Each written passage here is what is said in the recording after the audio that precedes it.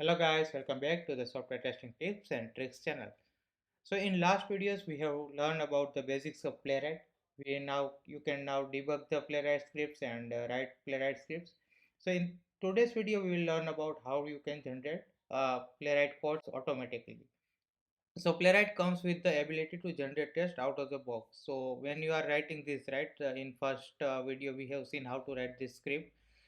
You don't need to go to every step and figure out like how you can write each steps. You can generate Playwright script by just recording the steps, and after that you can modify accordingly with you. So we today in today's session we will try to learn how you can do this automatically. So let's start. Uh, there is a command called npx playwright codegen, and you need to give the url. If you don't give url, it will open just blank window, and you can type there also, and if you can give here also.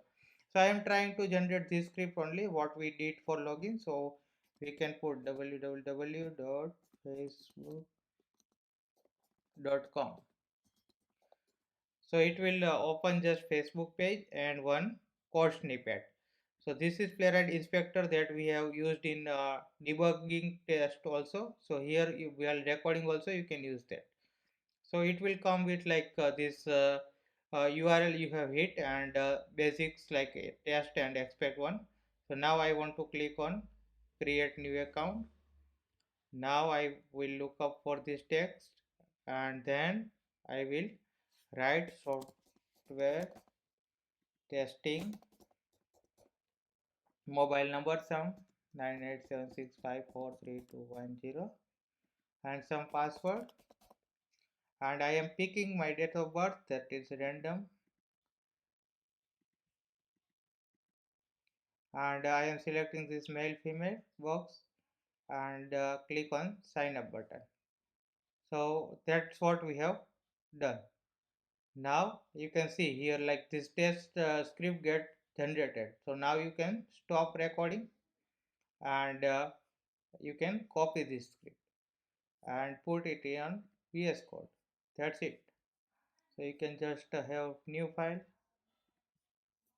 and you can do command V and it will be there. So you can save this file as spec file and save it. So this is how you can get the file. Now what things here missing you can see is sometimes it is taking same kind of locators. Also thing missing is there is no expect here, so you need to put expect. Some expect are there like expect true. For label it is checking that radio button we have clicked, so it is checking expect true, but it is not checking like what we have done, like if that has checked on mail only radio button or not. Also if I want to check something more, so that is not checked. So those kind of editing you should do. So that's why what we have learned first is how you can write script manually.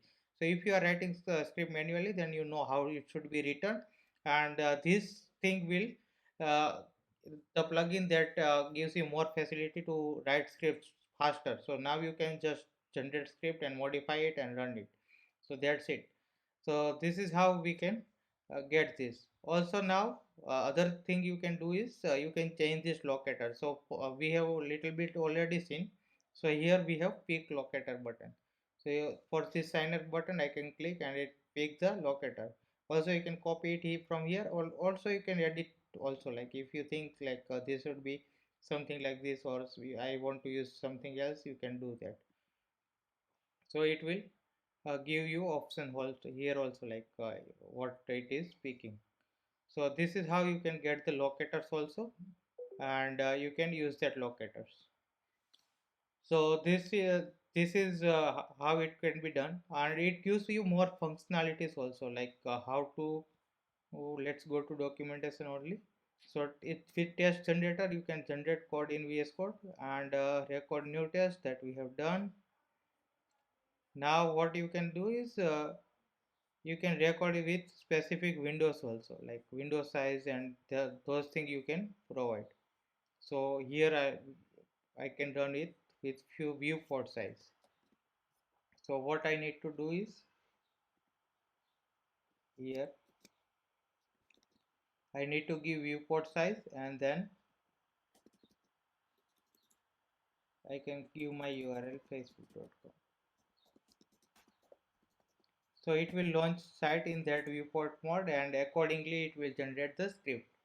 So if you can see here, like in test.use, we can see that viewport is added. So you can customize that and it will load in that viewport size only. So this is how you can provide viewport. Also you can provide the, I think you can provide that mobile versions also, like there are pre added devices names, like we can see in Chrome debug mode, right? So if you go to the inspector here, here you can get some devices like iPhone 12 Pixel, something like this. So there also you can provide some devices. So you can provide like this, some right npx store. So it will run in that mode. So it will open in uh, iPhone screen size. So see, this is taken the iPhone screen size, and this is a command. Like if you are writing manually, you can give devices iPhone 13. So this is how you can run with custom device size also. Now, like you can do emulate color scheme as well. So there is command called dash dash color scheme. So just you can provide in argument codegen, and you can provide color scheme. Then it will open in that color scheme only. So sometimes some websites support both, like dark view and light view, and you can test in both dark view as well as light view. So it will open in dark view now, and it will generate code test.use color scheme dark. So currently Twitter is moving to permanently make it dark. That's what I heard. Also you can do is emulate geolocation and language and time zone. This is very important for the for product you are using, like if you are testing from your country only, and some Europe or some other countries that has some geolocation, based on the geolocation it should change, then you can try with that, and this is very important in automation. So you can do this. So you can just open map with that. So here is the example they have given. So this is very important things, like when you are automating it, so you can automate your website region wise as well. So you can just put this time zone. You can take this variables also from somewhere and write this. So you can have multiple script with different time zone and geolocation, and it will open it accordingly. So you can see it is opening in this language, Europe Rome language, and it taking my location only. So I think that maybe issue with being, but you should take here you can give like Europe and geolocation and locale.